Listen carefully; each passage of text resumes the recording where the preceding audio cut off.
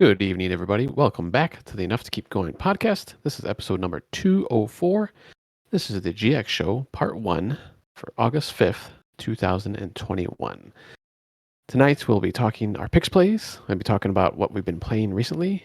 I think I'm the only one that's been playing it. It looks like I'm the only one that's been playing anything new or new-ish. Uh, so before we get to that, let me introduce myself. I am TowMaster99, and with me tonight, we just have one other co-host, and that is Mr. Game Logic. Game, how are you doing tonight? Howdy, howdy. I am doing A-OK. All right. All right, so let's start here. We're going to start out with our new releases for what we've been playing. And I've actually been playing a couple of newer games. I'm going to start off with, actually, I'm going to start with the second one that I have listed here first. So Pokemon Unite on the Nintendo Switch. This is the MOBA-like game that uses Pokemon. I wasn't too sure about this game at first when I first heard about it because I think I've tried some MOBAs in the past. I can't really remember which ones, but it just didn't really catch me. But I want to try this one just because, I was more familiar with the characters and well, not really a storyline, I guess, but I mean, I guess kind of. It's kind of the same story where you're on an island somewhere out in somewhere in the ocean or something, and they have these tournaments. But this is not just one-on-one fighting or team fighting. Well, it is kind of team fighting, but not like you would expect. You actually are on a team of, I believe, four, if I remember correctly. And you get to choose your Pokemon at the beginning of the match. And for right now, I think I only have like maybe like 8 that I can choose from. I don't know if you can unlock them like naturally as you play or if you have to buy them.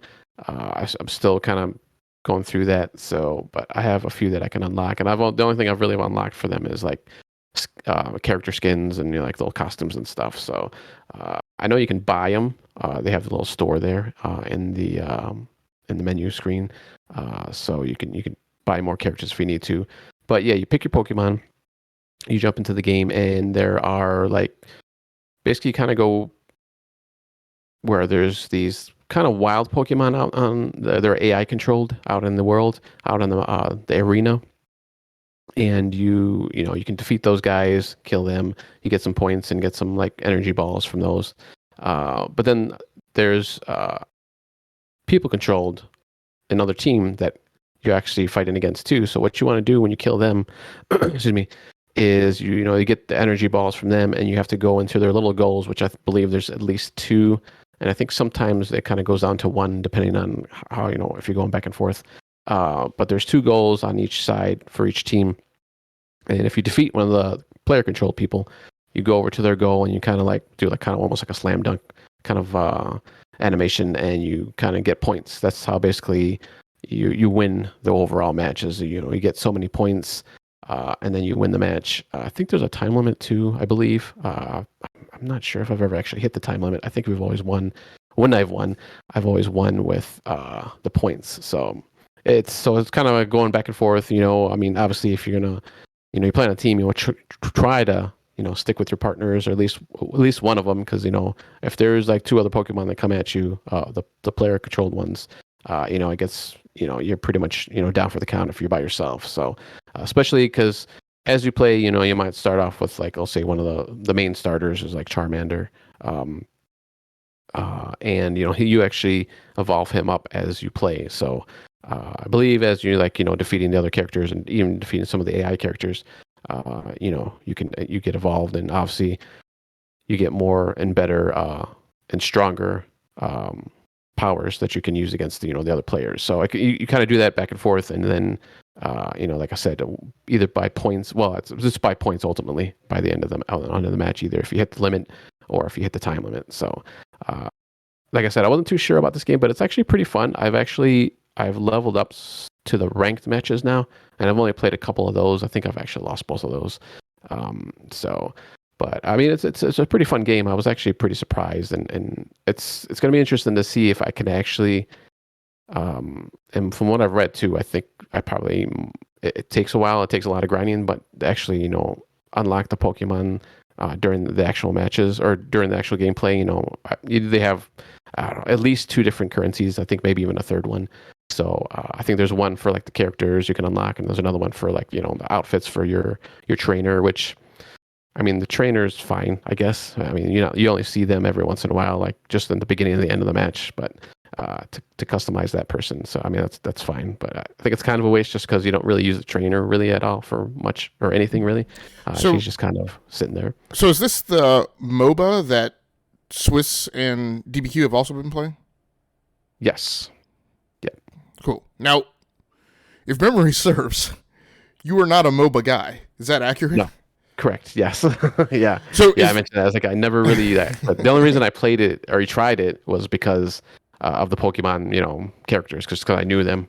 I knew, and I kind of knew the power sets and stuff. So is the lore hook is the pop culture hook of Pokemon itself, of that IP, is that enough to draw you into that as a MOBA? And is this like so when I got into World of Warships last year, which was kind of a turning point, because a lot of the multiplayer stuff I've been playing in the last 12 to 18 months has not been my normal shtick for the last, well, since long before we were doing this podcast, but for the entire run of this podcast, right? Except when I play with you guys, there was a bit of a turning point there where I looked at other MOBAs and was like, I can do this thing, right? Because historically I haven't gotten into it because it just felt like, I mean, we know the Dotas and it just seemed very brutal and the community seemed very toxic. So, is this a gateway to other MOBA immersion for you? yeah, I think it is because I mean, as far as I could see right now, the gameplay is pretty simplistic, and from what I've read too, like a lot of people saying, yeah, this is a good entry into that kind of gameplay. So, and like I said, it's not super complicated as far as I can see so far. I haven't seen any like gameplay hooks that would be difficult or anything. There are some special Pokemon too, like some higher power Pokemon that you can defeat. I think they appear maybe like halfway through the match or something, or maybe later in the match, where if you do defeat them, your whole team gets like a buff basically, and it's easier. It says it's easier for you to score. So basically, it takes like, I don't know, maybe 3 to 5 seconds at the most to actually do the animation where you kind of put those energy balls in those goals. And I think it kind of cuts it in half basically. It's a little bit easier to do that. So, but yeah, I mean, it's like I said, it's pretty simplistic. I kind of like it, and maybe that's why I like it. So, like I said, I have tried other ones, and it was just like I was like just over my head with those other ones. So yeah, this one is definitely like the gateway possibly into those Dotas and League of Legends and stuff like that. Well, if you go down that path, definitely let me know, because I've been I've considered branching off in that direction, but just like World of Warships, meets one of my mandates for MOBAs and for kind of multiplayer games in general, which is that I can solo queue, without necessarily being tied at the hip to anyone else in their schedule and still have a good time. But if there were people that I knew who it was easy to play with, I would definitely, consider spending more time in MOBA. So if you go down that path, let me know, because, if you get into Dota, or if you want to try World of Warships or World of Tanks and take that for a spin, I would definitely be interested in squadding up. Cool. Yeah, definitely. Yeah, so I most of that actually I played like last week and a little bit like earlier this week, so I haven't had a chance to like jump into it, like I said. So I want to definitely go more into it. I think there's one more mode maybe that I can unlock, I believe, if I'm remembering correctly, but I don't remember what it was. So I mean, it's kind of nice about they kind of you got those entry level ones, casual, I guess, as they start out. And like I said, I just opened up the ranked. So yeah. But like I said, I got beat. It wasn't too bad. Like I think the first match I got beat like really bad, or our team got beat really bad, and the second one was pretty close. So I think I gotta look. I actually gotta research that a little, as if there's any kind of matchmaking. I'm assuming there is, especially like if you're in a ranked play, possibly. So I'll have to look more into that. And then the other game I've been playing is Splitgate. This is on the Xbox Series X. Excuse me. It's and they have this, which I didn't realize at first, but it's a Halo. They say it's a Halo Portal mashup shooter. Competitive shooter, and I was like, oh, that's pretty interesting. And I went on the website to to research, like what this is. 'Cause I kept seeing like on a different Discord server that I'm on that people were playing it. I'm like, oh, I've never heard this before. So, I go on their website, and it actually has on their website Halo and Portal gameplay. So I was kind of funny that they actually had that exact saying that I've been seeing, on their website. But so basically, it's just a competitive shooter. Like I said, like Halo, you got guns depending on what kind of mode you're playing. The basic like team deathmatch and team SWAT, I believe it's called, where it's like I think the team SWAT's like one hit to the head and you're dead for sure. So and then just a couple shots to the body. But in those type of modes, you have the guns all around the match, or all around the arena, kind of like in Halo. You can pick up, they have like grenade launchers rocket launchers and snipers and stuff like that, battle rifles, and it is when you're playing it, it definitely feels like a Halo game. Even down to like the announcer calling out like when you get so many kill streaks, the kill-taculars. Not exactly like Halo, but they call it their whatever their naming is. But it's the thing is here though, and then everybody has this. You have like a portal. I don't think it's a gun. I think you like shoot out of your wrist or whatever. You got like armor on. That you can shoot out. So you can shoot out two portals, an entrance. Basically, they're both entrance and exits, but you shoot a portal out in one surface, and then you shoot it in another one. You can go between those points. Now, the thing is, there's only certain areas within that map that you can do that. So it's like kind of like a honeycomb kind of a look that you can see. So it's distinguished, obviously. So it's not just like a rock, it's just a regular rock looking or a wall looking, place. So. But it's I've been getting into it a lot actually. I'm really enjoying this. I really like this game a lot. I think those portals bring something different into the kind of the shooter. So it's, you pretty much always got to move because if there's a portal behind you, someone could shoot that. Shoot something close to them and just shoot you in the back. You can actually shoot through the portals. You can only shoot through your own portals and see through their own portals. So even like your teammates, you can't see through it, but you can go through it at least. And then your enemy portals you can't go through, but you can just you can actually use a grenade to close those if you wish. So it's very interesting. So you've been playing Apex as well at certain points. Who's the character in Apex who kind of does not the same thing, but kind of, yeah. She has like a portal that you can use. Wraith, right? Wraith, yeah, right. Yeah. So another question I wanted to ask. So I have been, as I've been dumping more and more time into Call of Duty, which we'll talk about tonight. But one of the modes that during, I think it was it season 3? I think season 3 was when they brought in Bruce Willis and Rambo. And when they brought Bruce Willis in, one of the modes that kind of went along with that was I guess what they call now cranked, but it was, I think it was like Die Hard, Hardpoint, or something like that. So it was a mode of Hardpoint that basically made you have a countdown timer that is slowed by gaining kills. And so eventually at some point, and your countdown timer is only 30 seconds. So at some point you are always going to die for that because of that thing running out. And originally when I first got into it, and I think they implemented it initially only on Hardpoint, and I think now it's just called Cranked, and they've rolled it out to, I think, multiple modes, because I think there's like Cranked Domination and some other things. It was really bothersome because it's really chaotic, and it was almost just a little too much. It's definitely not something that I would like playing like match after match after match after match, but it occurred to me in the last week or two.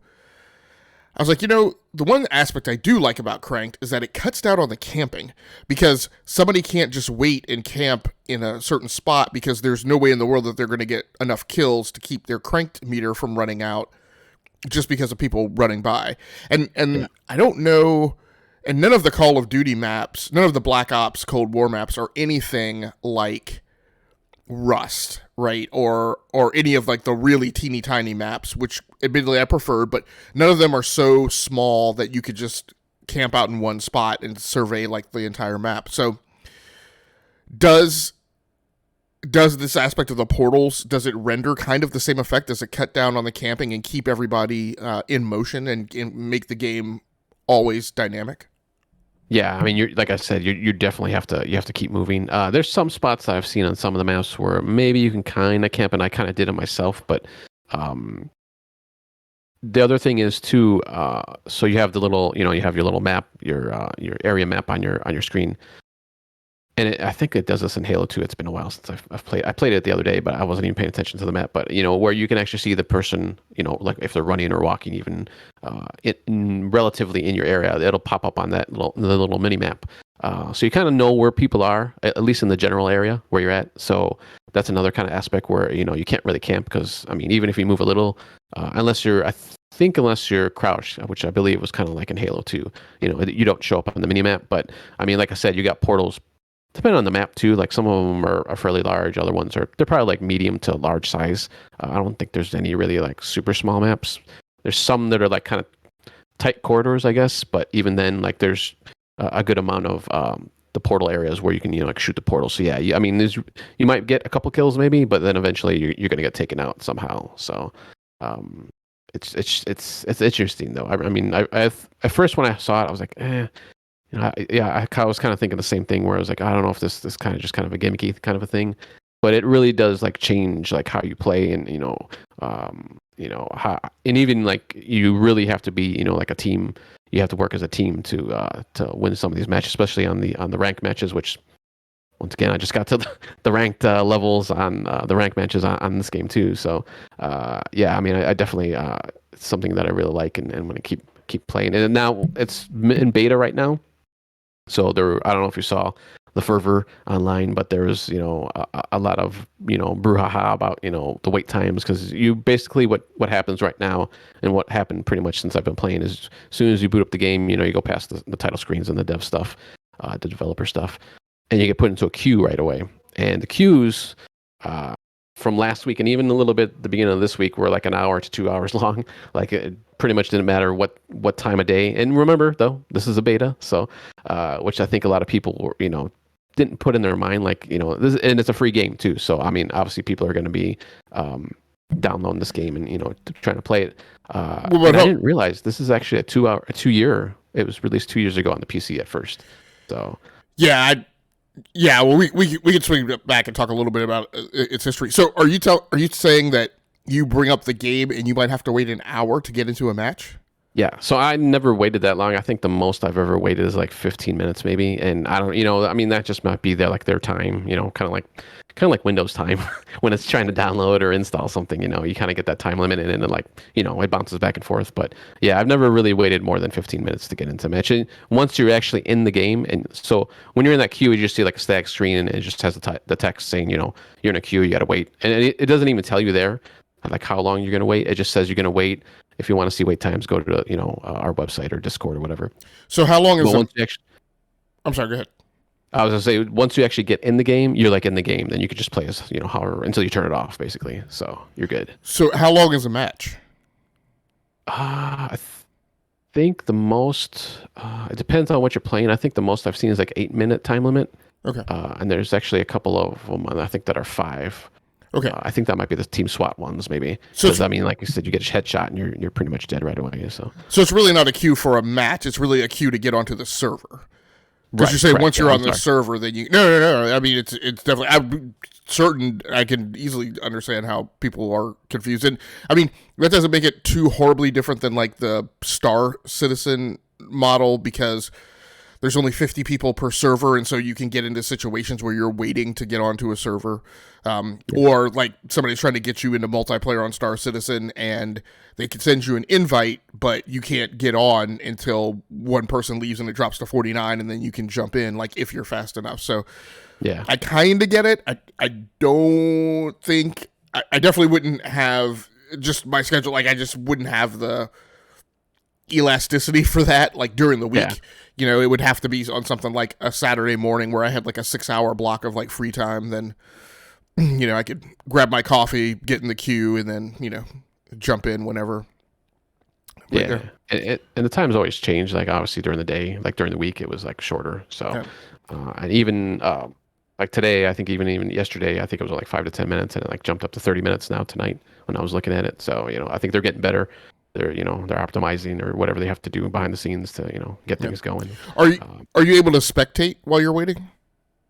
No, like I said, when you're in that queue, you're just kind of sitting on a static screen with the text saying that you got to wait. So Yeah, that's unfortunate because I yeah, that would have been kind of nice if you can kind of like spectate games and stuff. yeah, I want to say it was like Unreal Tournament was like that. Like you would get cycled into a match and you would be like in wait or on standby for the round to be over, but until the round was over, you were able to spectate, what was going on. So interesting. So it's a neat little kind of success story. If I remember correctly, what I read about it, it was I can't remember where the guy's from. I want to say he's not from the United States, but I think he started the game as like his undergrad like coding project, and I think he largely did it. It was just a one person show. So I think that 2 years ago release was an early access release on Steam.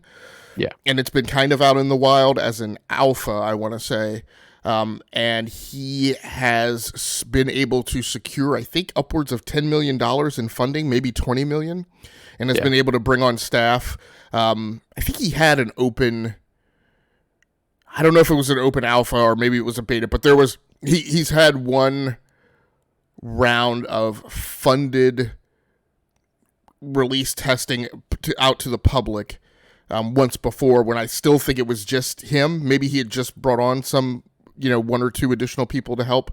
But when he had secured his first round of funding, and since then, I think he's been able to generate like $20 million more. So the first, I want to say that I think DBQ knows this history better than I do. I think the first time it was out in the wild for public stress test, there was very little content, and so most of the commentary about it was how there weren't a ton of maps and there wasn't a lot of things to keep people engaged. I don't know if they had any kind of like a progression system in there at all. So it sounds like it's come, a far enough distance that it would generate some additional interest and maybe get some people to stick with it. they were actually, I guess they were supposed to officially release last week, but that's when it kind of blew up, and like the server just got like totally bombed, and they couldn't handle it, so they pushed it off. think I think for like a week or two, maybe. I know. I want to say.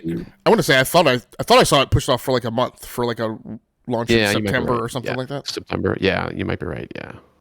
So they can get everything going. Yeah, and once you get in, you see like the familiar like. They have like the battle pass, of course, and just the character customization screen and stuff like that. So this is like the first time I've ever played it, so I don't know how much at least that part has progressed.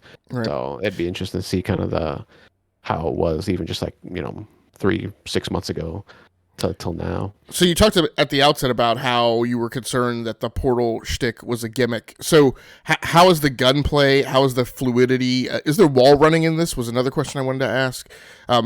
If you take away the portal aspect of it, does this stand on its own as a solid shooter when that competitive field, as far as like, to me, what kind of today defines, either or all of fluidity, gunplay,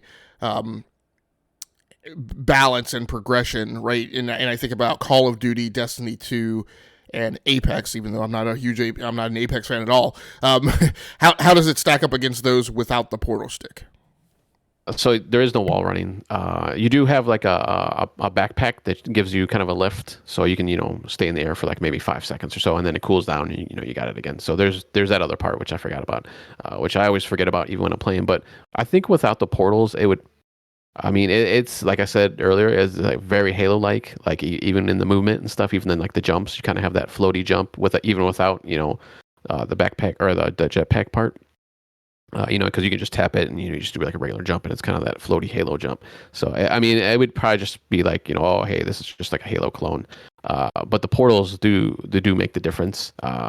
So yeah, I think without it, it'd be just like probably another generic shooter. I mean, it would be decent. Yeah, I would probably play it still, but it just I probably wouldn't stay on it for long. Yeah, it would kind of be out there with like Renegades and Outriders and Rage, I guess. Yeah. It's kind of I don't know if kind of that mid pack above. Yeah, and I don't know if they were even thinking of doing any kind of like single player or story content. I know that was kind of like Apex, where they each character kind of had like their their little bio, but now I think they're they're really kind of trying to tell a little bit more of a story.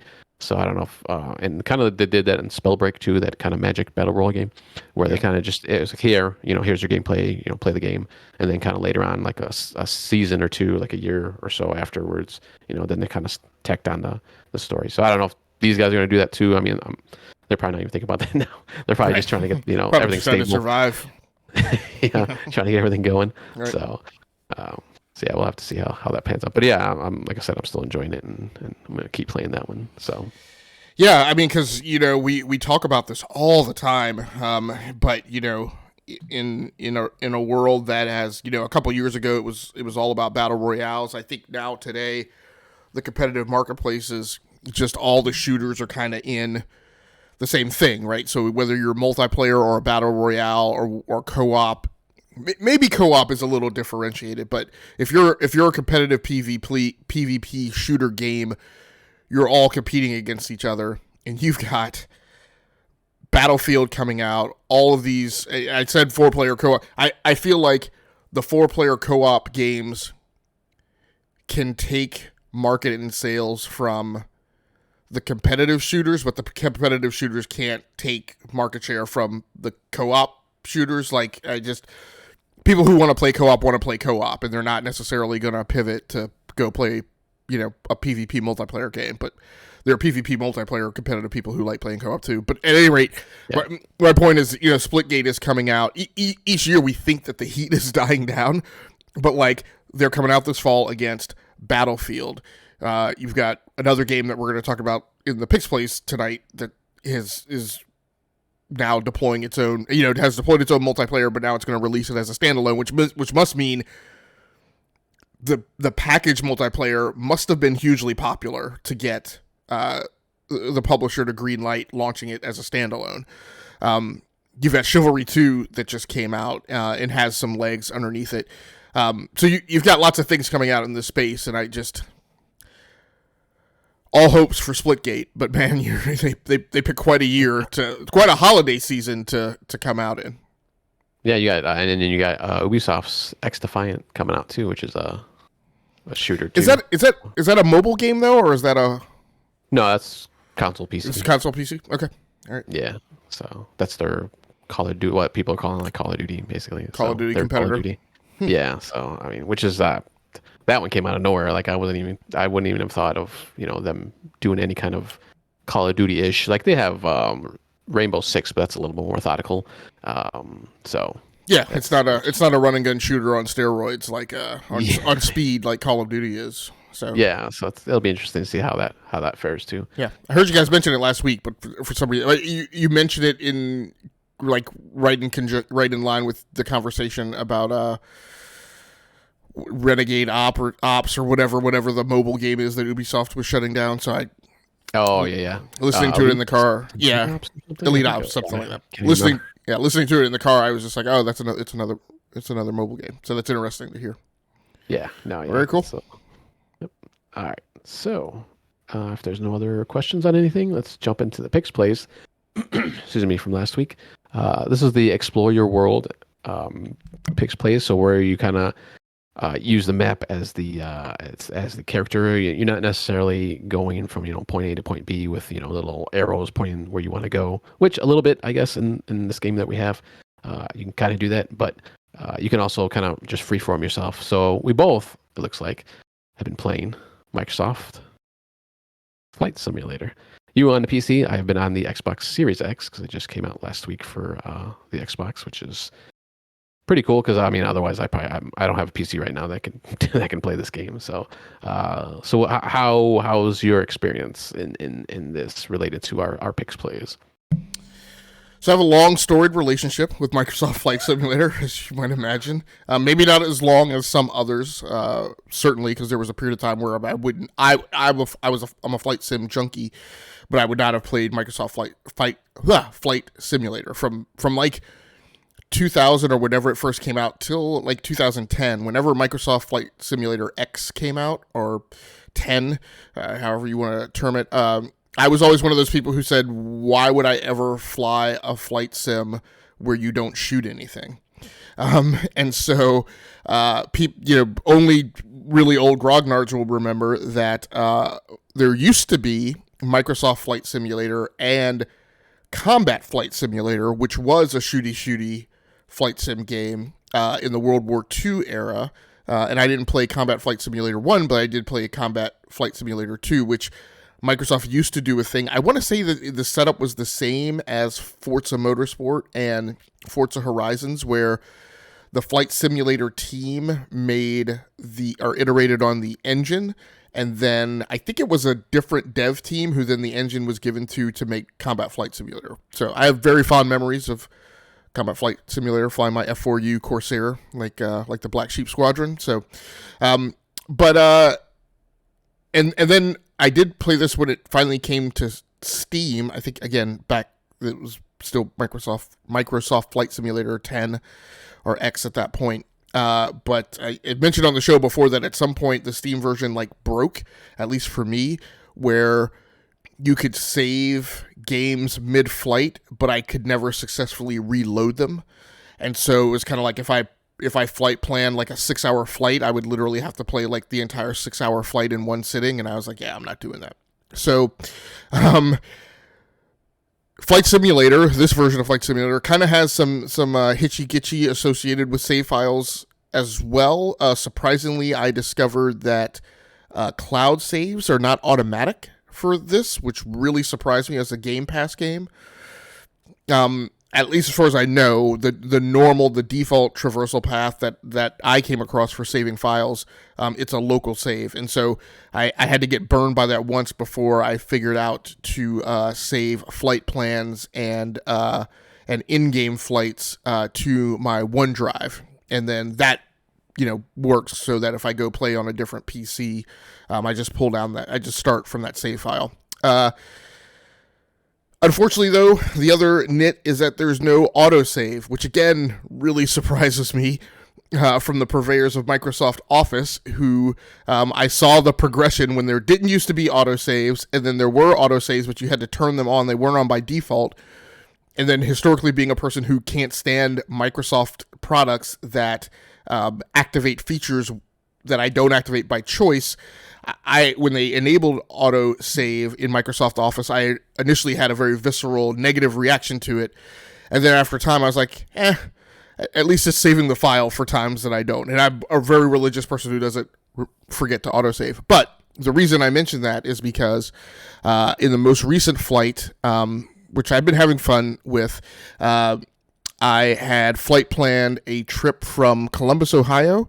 I was going to go out to Seattle, and I was flying a Beechcraft. I forget what exactly the model number is, but it's a small craft that is really sold to corporations and for private ventures. But one airline, Orbital Airlines, which I think operates or used to operate out of Florida, we're going to swing back and talk about that as well. But I had picked a livery and assigned it to that aircraft from Orbital Airlines and given it a tail number and a call sign. And I was flying. The first leg of my flight was from Columbus, Ohio to Minneapolis, St. Paul. And one thing I didn't realize is so the game starts you off with a fuel load. It doesn't just automatically fully load you with fuel at 100%. When you're learning the game and you don't understand where all the menu things are, I was plopped into the plane on the tarmac. It auto-taxied itself, but then I was fully cognitively loaded just trying to figure out how to get through takeoff quickly. So I didn't realize that you could change the fuel load. So it gave me a fuel load appropriate for someone who flew the aircraft super efficiently, which I didn't because I didn't know what I was doing. I was learning. So I'd expended more fuel in flight. I was about, I forget how far I was. I want to say I was about 60-something miles. I think I was about 60-something miles from Minneapolis, St. Paul. I was about 20 minutes out, and I hit my low fuel percentage. Now, I actually kind of enjoyed this happening, and I was looking at the fuel percentage and had realized that I was like, well, whenever I like do my next flight, I need to figure out how to manually change the fuel load, because this is clearly not enough fuel for me, at least. But I was really happy with what unfolded because I took the appropriate actions. I tabbed into my air traffic control tower. I found the nearest airport, called them up on the radio, told them I was coming in for a landing, got cleared for landing, found them visually, on my screen, which is, not a irrelevant feat. Picked the right airport, picked the runway out on the horizon, where it was, picked the correct runway, right, for the heading that I was on so that I wouldn't have to circle back around, because there were two options. So I knew what heading I was on and, which runway was going to be the nearest to my current trajectory. Got into the flight planner, my oil pressure dropped, so I don't know how to best to explain it, but I still had fuel, the prop blades were still spinning, but I didn't really have control over how much thrust was being applied. So I was still on a constant descent. Everything was looking like it was lining up. I was about 2,500 feet off the ground, or off the tarmac, about 2.7 miles out. So it looked, landing gear was down, flaps were up, everything was looking good. What I forgot to do, again, there's no autosave. So during all that, and I had told myself earlier, I said, when this happens, because this is going to happen, make sure you save at some point on this approach so that if you screw it up, you can go back and try it again. I forgot to save. I came in for a landing. The landing was too fast. I wasn't at quite the right angle, which again, in all of the things that I was trying to manage, I didn't consider that a failure. I just considered that, okay, I would have to go back and practice that landing again, but I hadn't saved. So the only save file there was no autosave feature. The only save file there was the last one I had saved to my OneDrive, which was about an hour into the flight. So I was like, and there's no way to, at least, again, I didn't figure it out. I thought that there was a way to, there used to be a way in the old flight simulators to, just advance the time and, basically to go into an overhead 3D view and pick your airplane up and, put it in a location. I didn't see any kind of option like that. So at any rate, good emergency decision making, and I was happy with that, and I was happy with the amount of controls and emergency landing procedures and stuff I had figured out, but I was very disappointed that that I wasn't able to go back and try my approach and landings without going through the entire thing all over again.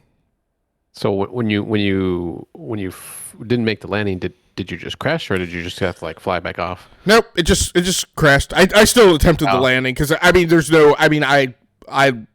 playing flight sims now that I learn by doing. I'm just not at the age where I'm going to sit down and read the digital equivalent of a 130-page flight manual, right, to try and figure stuff out. I'm just going to I knew that approach speed was supposed to be between 65 and 130 knots.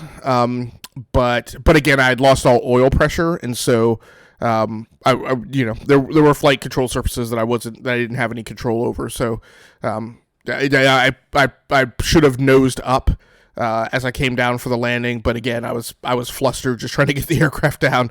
So, but that made a difference. The change up I made, and it's going to be interesting to see how I go forward from here. Historically, with Flight Simulator, I've been a big player of the meta.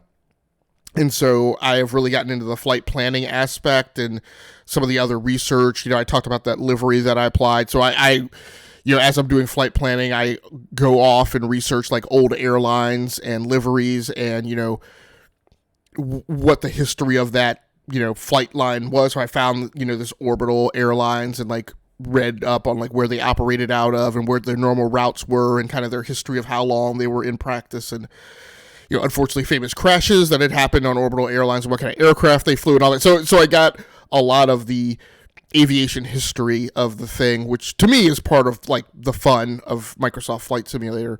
So like I said, pick that aircraft, pick the livery.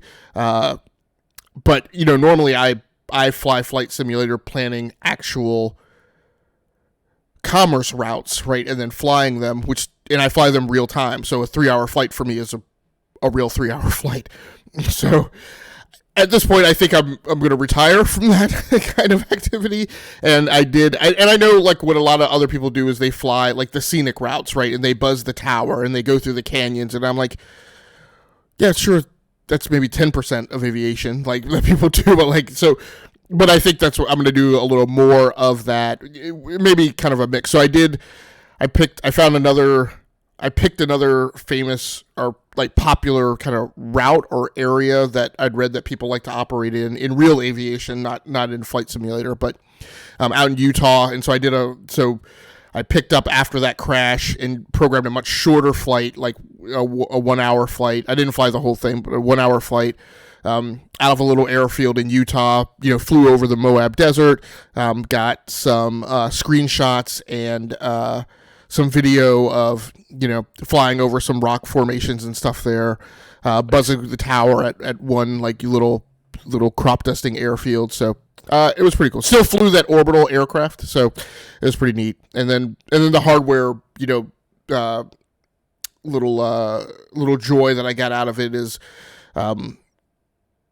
I was playing it on my widescreen gaming PC setup. So it's a big 34-inch, ultra wide, not curved, and it's just 2560 by 1080p. So it's not super high res, but just that effect of like the stretched out view of being able to play Microsoft Flight Simulator and seeing all of that panorama. And interestingly enough, when I took the screenshots and recorded the little bits of video, which I just used using the Xbox Game Bar in Windows 10, it actually took all those shots and took all those photos in widescreen format. So, those little things that I'll post on Twitter later, are in that ultra wide format. So that was pretty neat. So one thing that I'm curious about from your aspect, there was something you said in the intro that made me ask: does the Xbox version allow you to get into like flight planning, or are there more kind of shortcuts to kind of get into certain activities? Yeah, so you can do the planning, which actually I was trying to do from when I was doing my gameplay. But this was like the first couple days that it came out, and like it was taking forever just to do anything, and literally sometimes it just kind of I literally like went out and I was doing something with my son, like outside or something, came back, and it was probably like half hour 45 minutes later and it still hadn't loaded. So there's obviously issues, obviously first couple days. So I kind of skipped that for now. I have to go back to that because I was trying to plot out like kind of stuff around my area. I live, by a major city and stuff, so I wanted to kind of do those paths, and it's kind of neat. Like I didn't realize, like as you zoom in the map, like you see all the airports pop up, like even the smallest thing, that's out there. I was like, oh, that's pretty cool, so you can do all these flights. So unfortunately, I didn't get to get that far into it, but I did some of the, and I'm assuming they have it on PC, but like kind of to do like the I don't want to say challenge, but it's like the hot spots around the world, like the pyramids and New York City and, all these other big cities. So I did that. I did New York and I did the pyramids. I was flying around Egypt and Cairo and, around the pyramids and around the city. And I didn't realize how big that city was as I'm flying around. Like, wow, this city is huge. I never realized that, just from, watching documentaries and stuff like that. So they have those on PC, but I heard you mention as you guys like tiptoed, just the slightest bit into last week's deep dive episode. You mentioned something about it took you a long time to get into those, and you weren't able to get into anything. Was that just the Xbox? And and for those who aren't familiar with the podcast, so Prime has an Xbox Series X, so that's when we're talking about Xbox. That's the SKU we're talking about. Was that just from the game trying to load like the maps, or? Yeah, just trying to like load into like I set a course. I did my course. I did my flight plan. Excuse me. And I hit all right, go, let's do it. And it would just like sit there and just like you see the little status bar just go about halfway, and then it would just stop, and then a little bit, and then eventually, like I said, it wouldn't go any further. Like even it didn't matter how long I left it. So and was that I'm assuming. Was that because you were trying to load in? Was that also? Do you think were you trying to load in dynamic real time?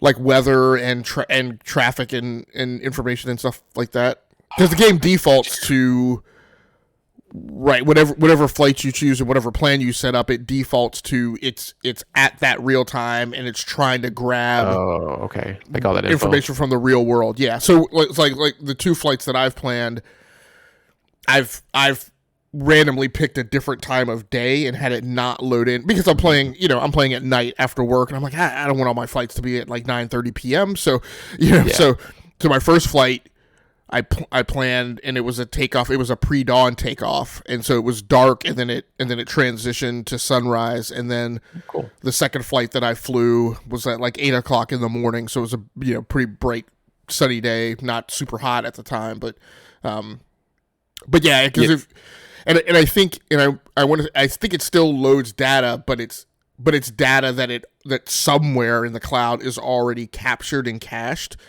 and I think I'm guessing that's a easier load for it to make of just the ETL, some blob of data that already exists, rather than it to like spuriously in real time, like try and collect and make web service calls all over the internet to try and collect data and then load it onto your Xbox. Yeah, no, I was only doing that when I was doing the flight plan stuff. Like if I did like the scenic stuff, it'd go in. It was still kind of long, but nothing nearly as bad as those ones. So yeah, I was at least able to do that. And I've never been like a flight, any kind of simulator, and I've mentioned that in the past too, like with Forza and stuff, like cars. And so this was kind of nice because you put it like in super easy baby mode, and you could just fly it. I mean, you're still flying a plane, and it still has the weight and stuff like that. But I'm still able, I still got to pay attention. And but yeah, it's pretty cool. I mean, I was pretty impressed by even just the graphics and stuff, how good it looked on the X. Like I said, I don't have a PC, so I can't really do that comparison. But were you gonna try it? Because you can play it on the Series S, right? I believe. Also. Yeah, I don't know if you're gonna try it or not. No, I just wanted to see like how it actually look. I'll pull it down and try it. I mean, I would imagine that game would probably fill up the entire internal storage of the Series S. No, I have a 1 terabyte card though, so I'll see if it's like a. I mean, on PC it's. I mean, I laugh and joke about its bloat. I mean, there's nothing as big as Call of Duty, so anything that I joke about is nothing really in comparison to that. I want to say on PC it's weighs in at somewhere between 80 and 120 gigs. Okay. So yeah, I'll try and pull it down on the Series S and just try and play it.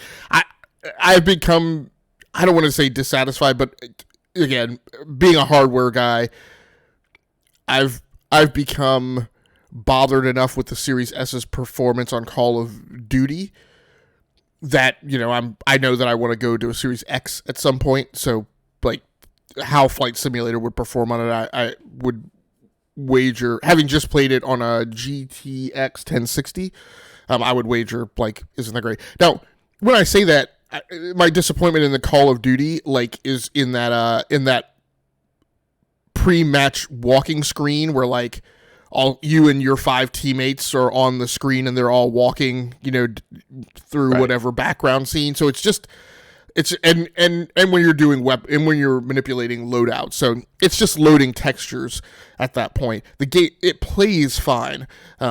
So I don't know. That's probably a bit of me being wrapped around the axle about something. So, but it will be an interesting test to see how it plays Microsoft Flight Simulator on the S. Again. Yeah. If it plays on the S and plays halfway decently, that's again just a phenomenal, for a box that's all of $299 and costs what will very soon be less than the Nintendo Switch, right? That it can load and play something like Flight Simulator. So I'll give it a try. My guess is that it tops out at 30 frames per second, but that might be enough. Quick search and it's 97 gigs for the Series X.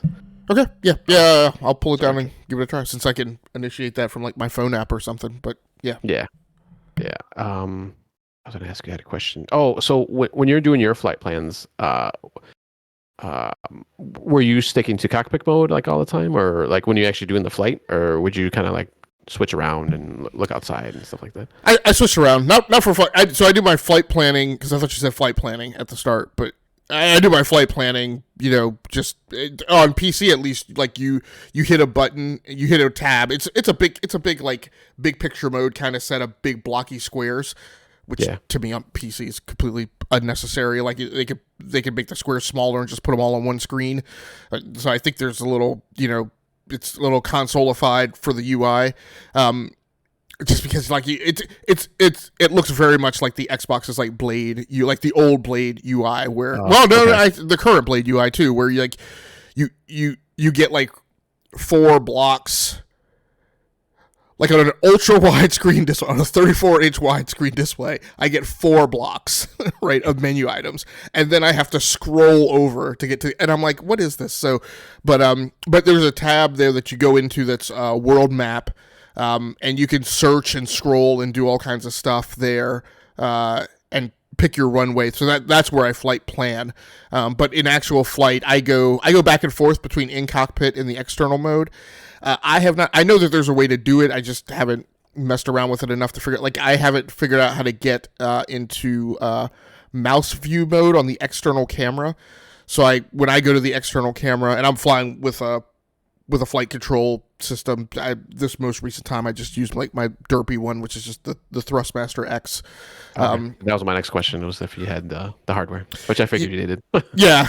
I mean, I have nicer flight control systems, but that's kind of like my low end one, and I just threw that on there. But so when I'm in camera view, I can slew the camera with the hat switch.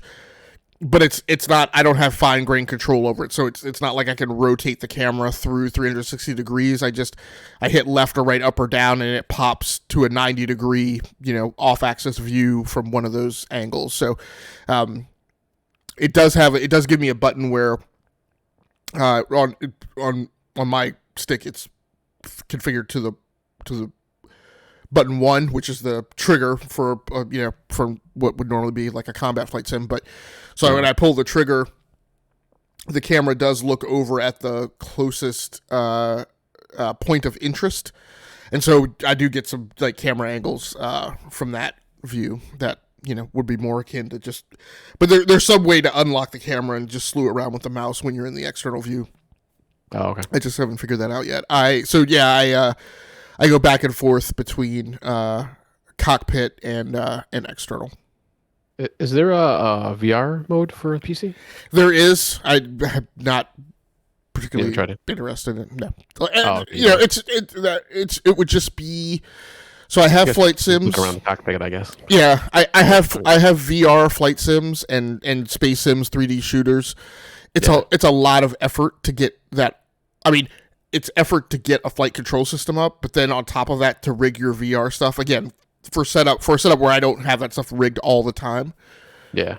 But so yeah, I haven't been super interested in, and it requires a very high degree of familiarity with the craft you're flying. So I mean, I fly in VR, but with games where I could master the controls and I don't have to look at the joystick or the throttle control to know like where like the one goofy button control that I use like once every 10 hours is located, right? So yeah, I haven't. I think that's a great fit. It would be a great fit for somebody who like was really spending a ton of time in Microsoft Flight Simulator, or for somebody who's like casually touching it infrequently. You just want to play normal. Yeah. Yeah.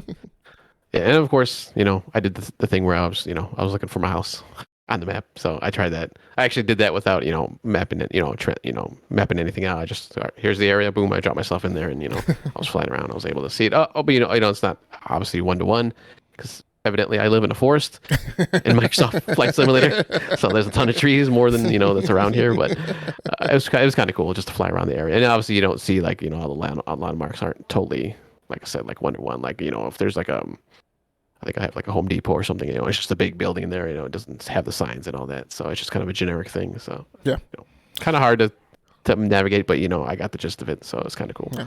But it's a technical marvel. I mean, it's incredible on PC. The fact that it's on Game Pass is amazing. The fact that they've deployed it to consoles is again amazing. And really to me talks to how much similarity there is in the Windows kernel and in the DirectX abstraction layer between the Xbox and Windows 10. Like, I mean, I've been talking about that for a very long time.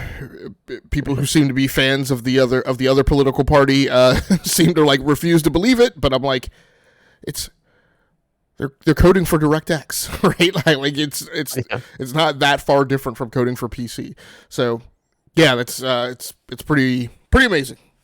Yeah, it's pretty cool. I'm actually pretty excited about it, and I want to play with it a lot more. So, why don't you stay on the mic if you want to talk a little bit about your other PC gaming here that you've been doing? One game I'm actually kind of surprised that you've been playing there as first on your list. Yeah, Bioshock. So I've talked about Bioshock on the show before, haven't I? I'm pretty sure I have.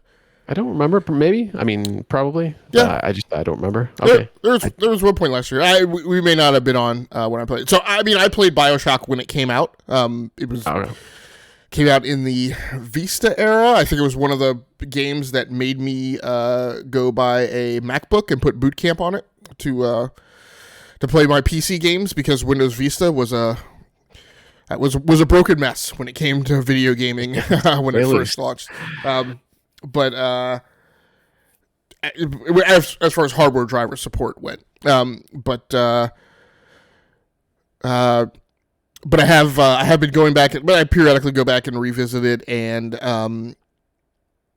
now I guess maybe 3 years ago they made the remastered version, and I've never gotten back to going back and playing like the entire thing. The entire trilogy. This was a toe dip, so it's not something that I'm fully invested in. But any particular reason you went back to it? No, it just randomly came up on the list. I think I was looking. I was kind of starting to not plow through, but there's a portion of my gaming time that I want to allocate to playing like the best of titles, right, in each different genre. So Bioshock was one of the listed as one of the greatest shooters ever. So it popped into the list. And I have been playing it on PC. I'm trying to remember exactly where I was playing that and on what hardware. I can't remember though. But I had a good time with it. It's not necessarily a technical marvel. It has lost a lot of its shine over the years. Like when it first came out, like that aircraft crashing in the water and the fire on the surface of the ocean as you swam through the wreckage, to get into the first time to get into Rapture was just a breathtaking experience on PC. So it's lost a little of that luster. I probably did spend enough time with it this time to get into some more of the tactical meat and appreciate that a little more. I have just always kind of run around and engaged big daddies, or try to avoid them. So I never really got into the super levels of detail of how exactly they work. So I didn't realize that that there can be more big daddies on a level than there are little sisters, and that they go through this animation of walking up to these what are basically kind of like stations, but they are outlet points of piping on Rapture, and they bang on the entryway, exit, depending on how you think about it, of the pipes, and if there is a little sister in the vicinity, that is where she will come out. So at that point, she's then being escorted by the big daddy, and that is where there is value in taking them down. There is no value in attacking a big daddy who has no little sister with him, because you can't then drain her for I can't remember whatever the genetic material is that they have.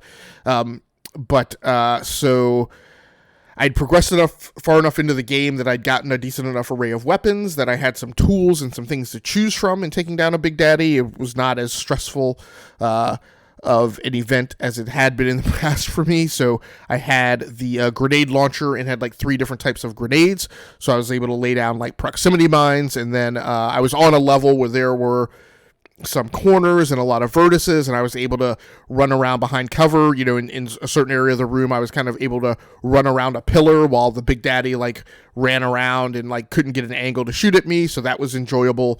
And I encountered another one a little later on where kind of the same thing. I was able to run down a corridor and prevent him from getting a really clean shot at me. And like I said, was able to lay down some proximity mines, and then had some regular frag grenades, and then had a couple heat-seeking grenades, which were very effective, because I again didn't have to worry about him moving after when I shot him.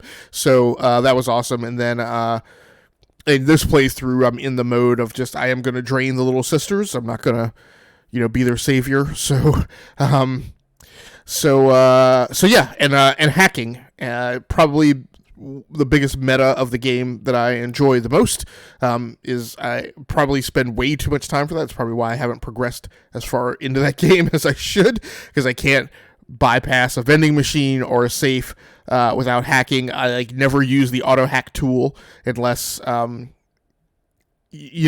I'm just at the point where you can't carry them. I think I'm at the point where I can't carry anymore. I think the maximum you can carry is 8. So yeah, it's just been enjoyable, and it's a good storyline. It's interesting, interesting dialogue. So I've hit the point where something happens with Atlas's family. So in the submarine, in the docking area that it's in. So it's been cool. It's been cool getting through it.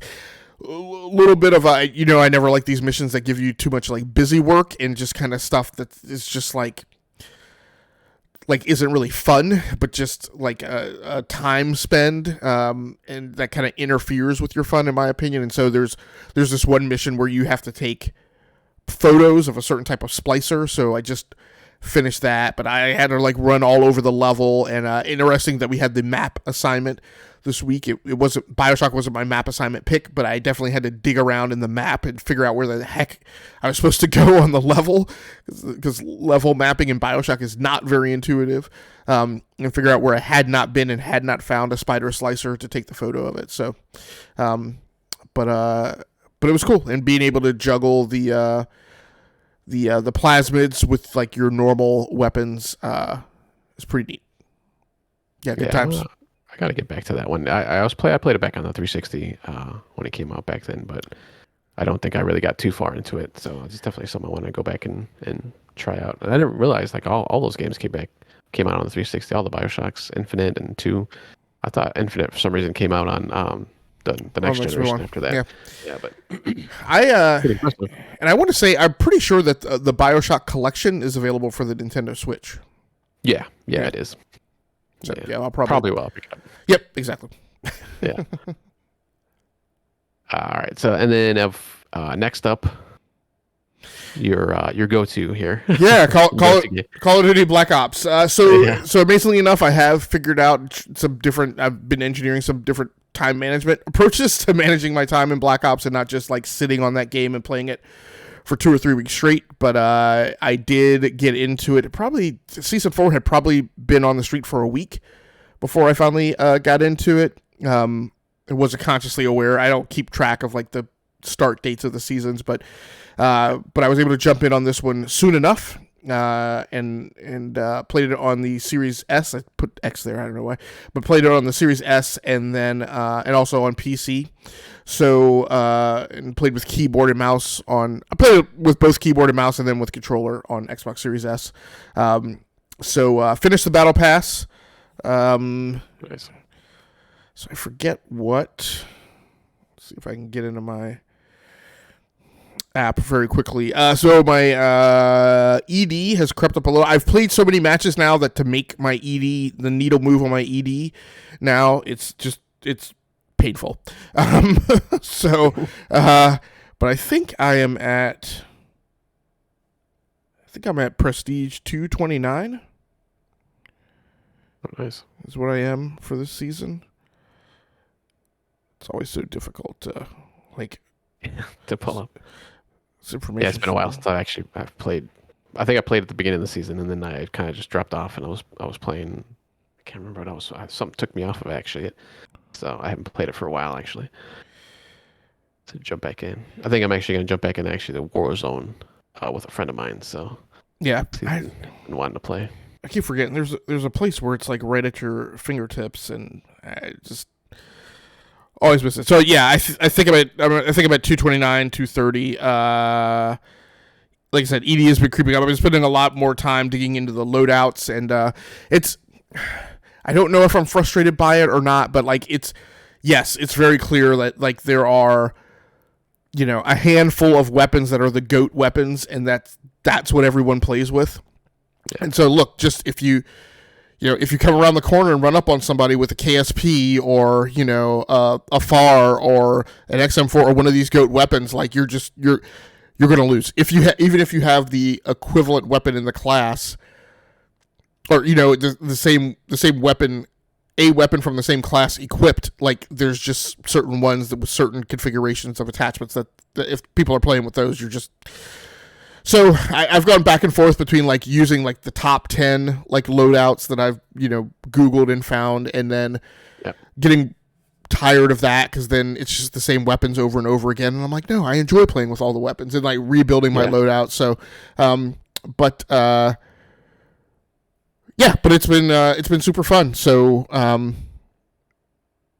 I will, the other change I've made is in an effort to, I have gotten tired of objective-based games just because I go in there and it is clear and patently obvious from the way people are playing, but then also when you look at the player of the game, 9 times out of 10, it's very clear that no one is actually trying to accomplish the objectives. They're just all running around to get kills, to focus on their ED, KD.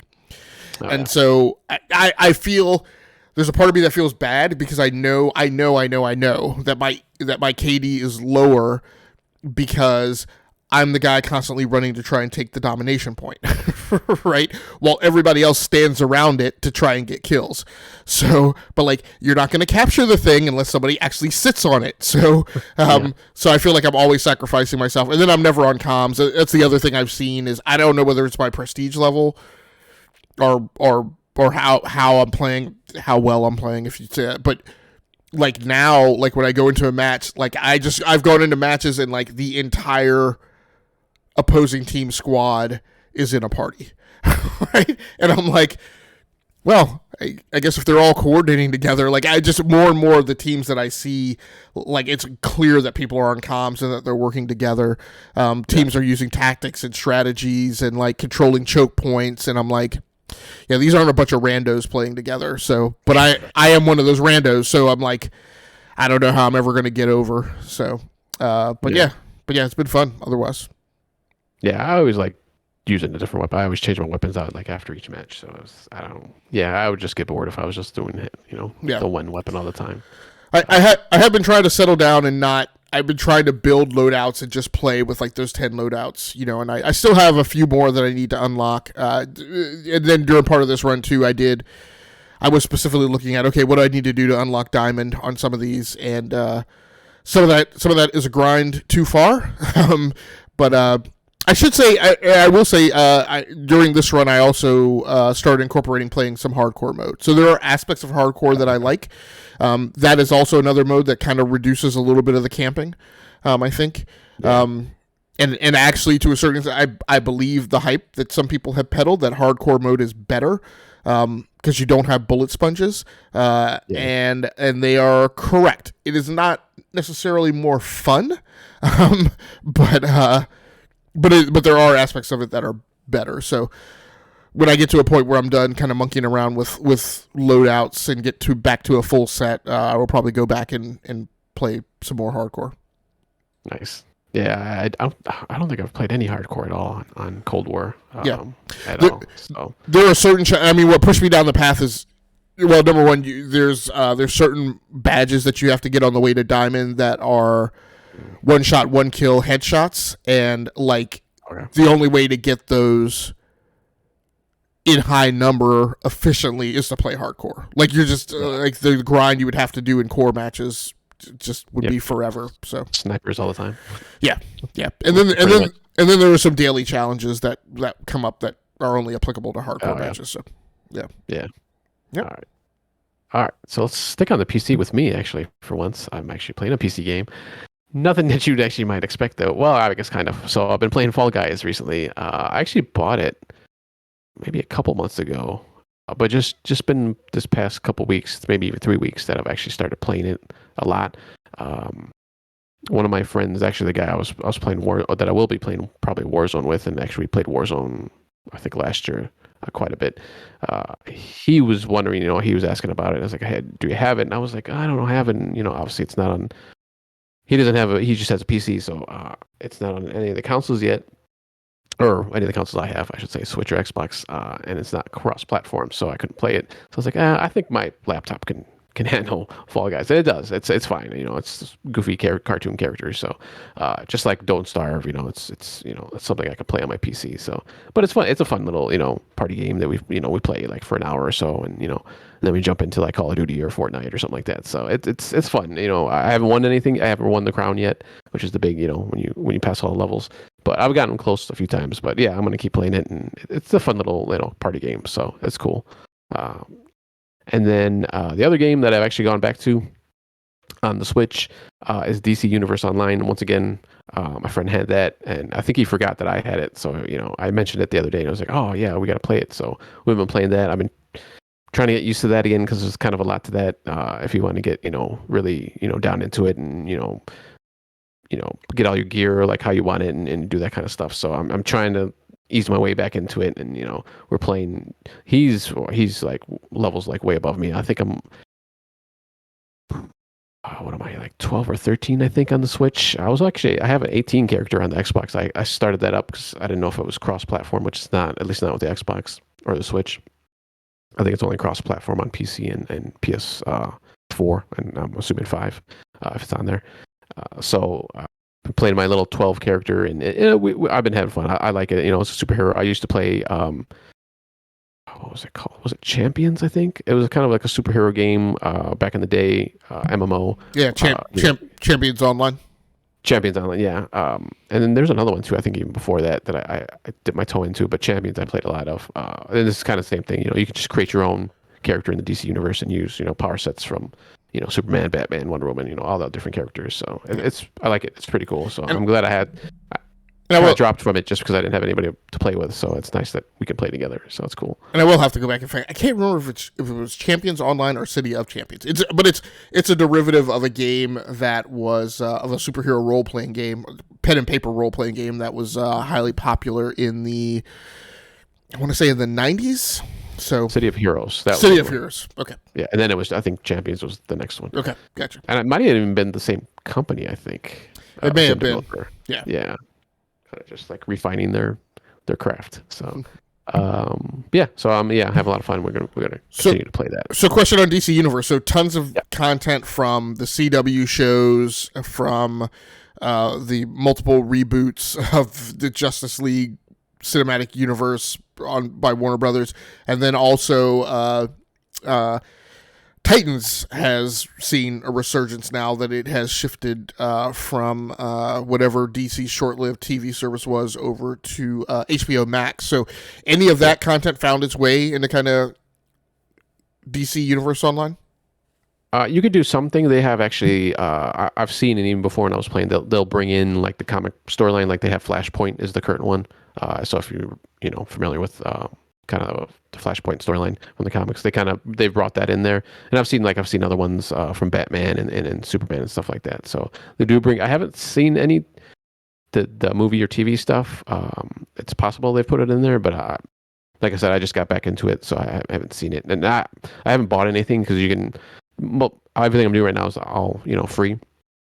So I only have like a certain amount of slots, and you have your headquarters, which I can only do a certain amount of stuff in. But I know they do like sales and stuff every so often, so I might like pitch it and just get a bundle or something, and just to get some more slots for my character. Well, not only for my character, but for just like my inventory, which that fills up pretty quick when you're playing, especially when you do like the raid type of stuff and the little storyline stuff. So so I'll probably have to buy into it. It's not super expensive. I think everything's mostly like $10 and under, so it's not a super big deal. But I never bought anything before just because I didn't have anything to play with, and I wasn't really playing that all that much. So let's stay on the Switch, and you're playing Doom. So I've been going back and revisiting Doom 2016 on the Nintendo Switch, a game that I also have on the PlayStation. I have not regurgitated it onto the PlayStation 5, but I should, because the graphical fidelity on the Switch is not great. But and quite honestly, this is a game that is one of the few games that I probably predominantly enjoyed playing in handheld mode. That was really where I kind of got my most value from it, because because it was a game. Because when I had it on the PlayStation, it was a mobile version of the game that I could take with me on the go. But yeah, on docked mode, it is not the greatest in graphical fidelity. But it plays just as well. So it's also been interesting going back and revisiting it after having played and completed Doom Eternal, and I was kind of like, is this game going to be too easy after having played Doom Eternal?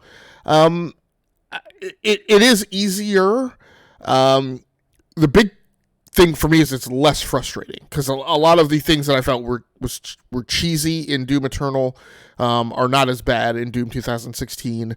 Again, one of the comments that I made about Doom Eternal, and one of my criticisms of it, I guess, is that they removed the pistol from between Doom 16 and to Doom Eternal, and the pistol was the one weapon that you had in Doom 2016, which had infinite ammo, so you never ran out of ammo. So I get it. Doom Eternal had a specific design where they were trying to cordon you into that push forward combat, but that just got to be like a frustrating grind through it, and you just don't have to deal with that in Doom 2016.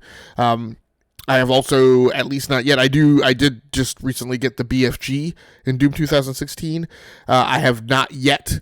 In Doom Eternal, you get the BFG, and then they expose you to enemies that the BFG doesn't work on, which was probably one of the most thoroughly frustrating events ever in my gaming life. And I'm like, what is the purpose of getting a gun called the BFG if there are enemies that it doesn't work against? In particular, in Doom Eternal, at that point, the most punishing, frustrating enemy in the entire game.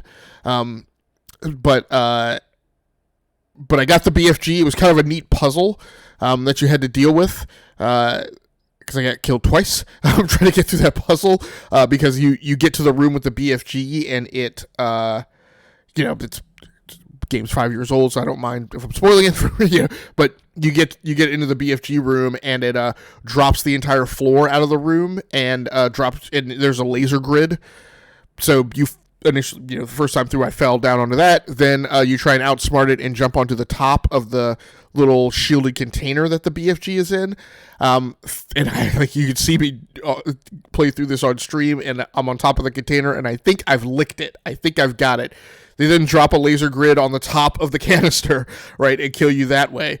So then I was like, okay, you have to hop onto the top of the canister, hop over into one of these little crevices in the corner of the room, and then from there you can shoot the energy cells that are powering the laser grid, and then you can get the BFG. So that pretty cool. Love it has the verticality that Doom Eternal. It has better verticality in its levels than maybe Doom Eternal did, without some of the punishing aspects of Doom Eternal. So I do really love the level design in Doom 2016. There are some problems with it. Doom Eternal had a nit for having things that you could see on the level that you couldn't get to, and then you would never see again until you had almost completed the level. So you see a thing, a power up or something like that, you can't get to it, you don't see it again for like another hour or two, and I'm like, so they have a knack in Doom 2016 for putting power ups in little areas of the level that you are unlikely to go to until you've finished the fight.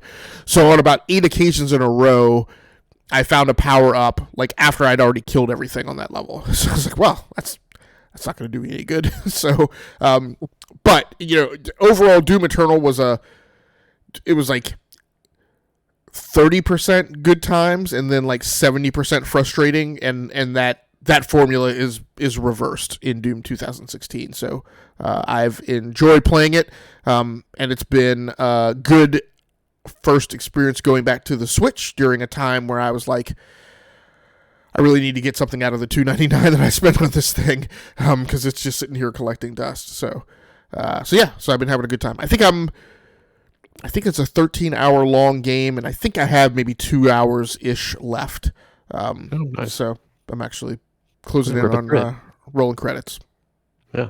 So you mentioned it plays well, and I remember in Doom Eternal, There's a lot of stuff going on in that game, and this one, I don't know if it's as hectic, like if you have so much getting thrown at you, and if so, it handles it pretty well, or do you see like stuttering or like kind of or anything like that? No, and I mean that's a compliment to the engineering, right? And what into the port of this game onto the Switch, because you're absolutely right. It could have extended its cup too far to try and but actually and you could see what it is. It's predominantly a drop in the fidelity of the texture maps that that are rendered in the skins that are applied to the characters on screen, and those are not as detailed as they are on the PlayStation version. I suspect on the Xbox and PC version as well.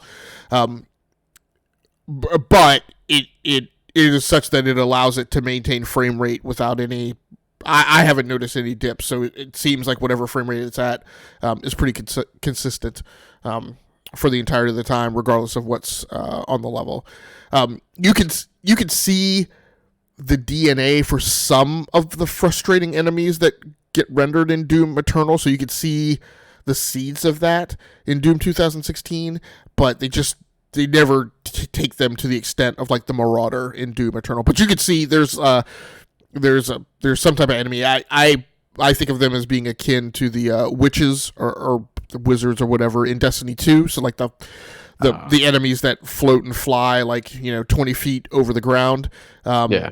And so they have an enemy like that does disappear on you and fire things at you, throws an attack at you and then like quickly disappears or bamps over to the other side of the level. So the movement is very similar to the Marauder, and I would be surprised that that code wasn't reused and modified to render the Marauder, because the movement patterns are similar. But again, it just doesn't. But weapons are effective against it, right? It doesn't have like the goofy shield thing that the Marauder does or whatever. So yeah, having a good time with it. Cool. Yeah, it's nice to see that you're back on the Switch now. All right, so that was it for the all our regular games, and I've been playing my normal Fortnites and Rocket Leagues as I do throughout the week. Did you want to speak on any of these last two games? I kind of wanted to hear about Call of Duty Mobile. Had you played that before? I've been playing that for a couple of months. So I think the 4th of July weekend, I think I went on travel and deliberately chose. So I didn't take my laptops. I don't think I took my gaming laptops for them. The gaming laptops have since exited the space entirely. But I also consciously chose not to take my Switch, so I took my iPad and decided to climb back on board Apple Arcade. Call of Duty Mobile. It's not an Apple Arcade game, but I decided I was going to play Apple Arcade and Call of Duty Mobile. Because a Discord server that I had joined for a streamer who I do play Call of Duty with from time to time.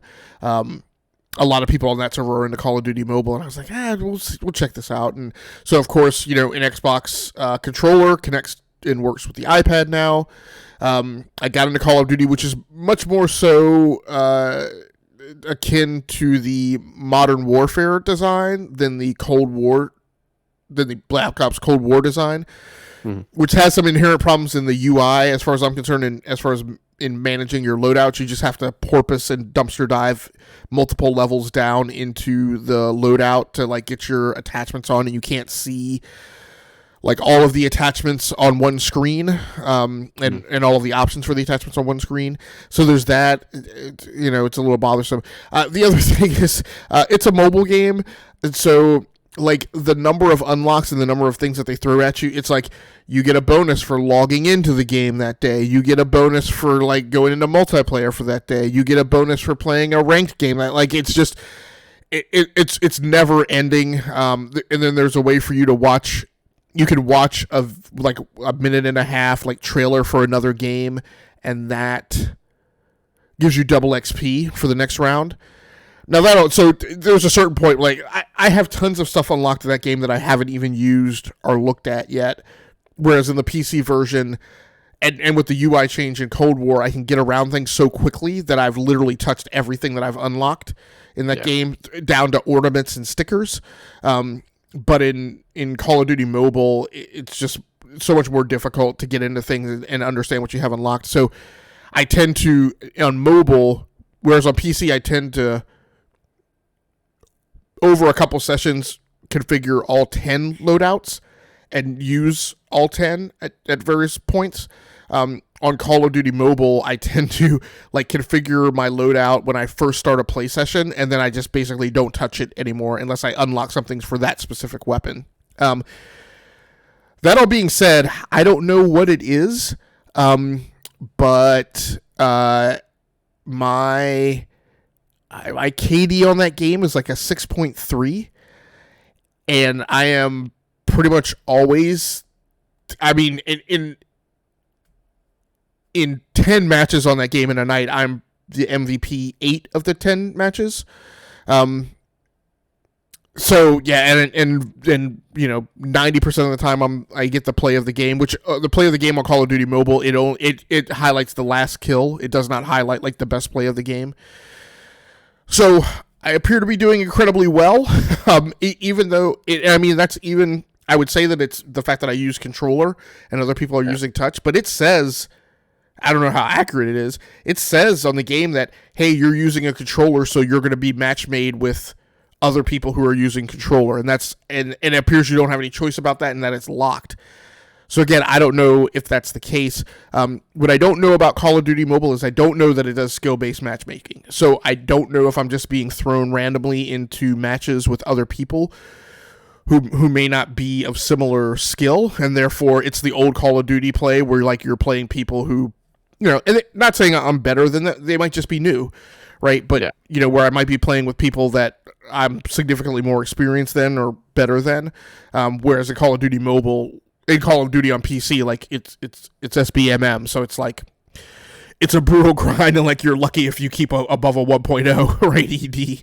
So, but yeah, I when I play, I have a great time. I haven't played it as much because again, I would sit on that game and play like a couple of hours, and I and I've done well every time I've played. So yeah, I don't know why, but it's been a good time. Nice. And the only thing I'll mention about it, I put Destiny 2 on there just to follow up from the last GX show, just to mention that I had completed the initial Beyond Light campaign on PC. So that the aperture has kind of opened up again. It's that content's been on the street for since the tail end of last year, but I did finally on one account play through the point where it's opened up the aperture on some things that are some additional content that's available. So yeah, so that was a good time. All right, cool. And you may talk about that here in a second when we talk about our next picks plays for the next GX show. So multiplayer has become a staple design feature in the games of the recent generations. In most cases, a given multiplayer changes and evolves over time. Some games don't launch with it and get it after the fact, such as the case with the title popular with some of the E2KG hosts, Ghosts of Tsushima. Its Legends multiplayer mode was released last year, 3 months after the core game. This year, the mode releases as its own standalone title, which actually I didn't realize that until I was reading your picks place, in September, and gets additional mode in Legends Rivals. Tackle any element of this news story as the assignment for the next 2 weeks. So we got a few choices here. A game's multiplayer mode that has added or released separately after launch, which is probably what I'm going to do. A new mode in a multiplayer that has been introduced into a game. Multiplayer game or mode that has a survival variant, or a multiplayer mode or game that is co-op versus PvP. We don't have anything yet for DBQ or Swiss. You're going to probably play either the Ghost of Tsushima Legends or possibly Destiny 2 Gamut mode. Now, what is Gamut mode exactly? I'm not familiar with that. Yeah, I can't explain it. Okay. I'm sure Swiss could like. It's PvP though, right? It is. It's a weird mix. It's actually like I actually find the design really appealing, and if I played with people more on Destiny 2, I would probably play a huge chunk of this. It is a hybrid mode between PvP and PvE, and so in a given Gamut match, you probably play 80% of the time PvE, and then I think there's one, maybe two kind of finite, spans of time in the match where you go PVE against the opposing team, but mostly you were playing PVE.